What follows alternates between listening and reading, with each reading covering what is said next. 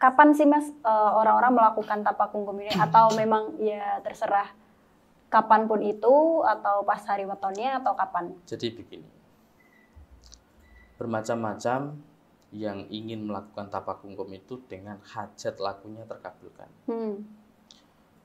Ada yang guru mengarahkan karena hajatnya ingin dikabulkan, makan tetapi wajib melakukan tanggal dan pas atau tanggal wetonnya atau tanggal kelahirannya, seperti itu. Itu satu. Juga dengan pas pada waktu tanggal suro atau bulan suro, satu suro, ya itu. Dan juga jika seumpamanya memang diharuskan untuk topo kungkum, begitu. Nah, jadi 3 hal tersebut tidak bisa serta-merta pas tanggal ini bisa, tanggal itu bisa, tidak bisa seperti itu, tidak bisa bebas, maksud saya seperti itu. Harus ada tata cara. Tata caranya dan penentuan tanggalnya. Ya, contohnya masa dahulu ini saya cerita sedikit boleh ya. Boleh. Ya.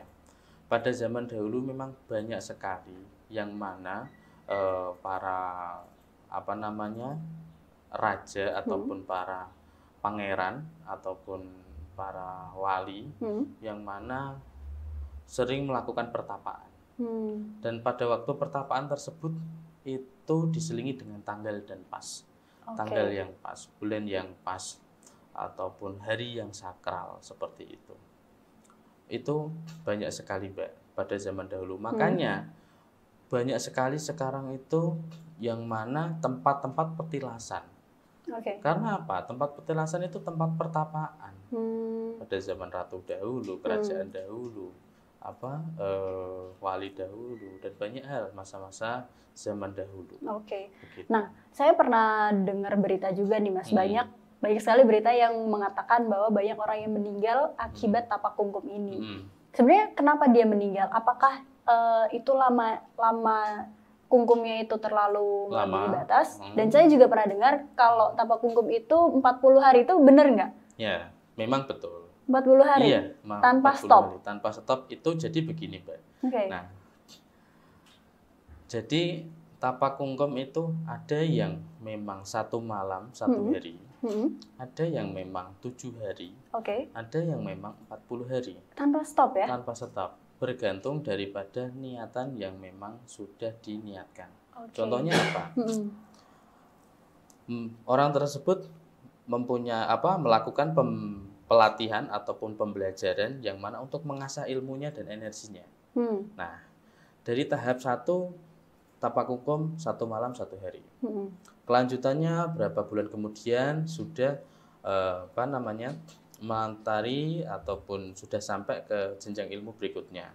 Tapakungkum 1 minggu. Dan selanjutnya sampai 40 hari.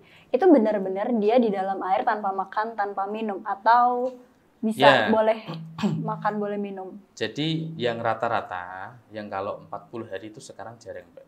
Jarang ya? Ya, jarang. Namun memang ada 1 dari 1000 manusia. Tapi tujuannya dari hari ke-1, hari ke-7, hari ke-40 itu tujuannya sama? Tujuannya untuk meningkatkan energi ataupun untuk meningkatkan pembelajaran batinnya yang memang sudah diasah.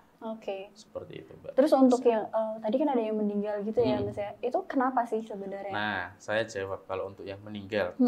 Jadi tapakungkum itu harus dilantari dengan niatan yang betul. Karena tapakungkum ataupun tapakungkum itu di tempat yang sakral.